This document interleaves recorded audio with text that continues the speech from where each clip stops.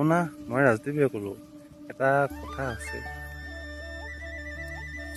চোলা pant যিয়ে ফটা বা চিটা নহওক লাগিলে মানুহে কেতিয়াও, আচলতে কি জানা, দুখীয়াৰ দুখ কেতিয়াও নুগুচে।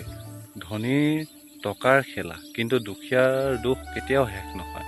দুখৰ এখন নৈ, সেই টকা, সেই ধন, মানুহৰ এমুকা হাঁহি কান্দোনে ভৰা হাঁহি ধেমালিৰে এখন ঘৰ, সেইখন ঘৰতে যিহেতু থাকি এপলক শান্তি পোৱা যায়।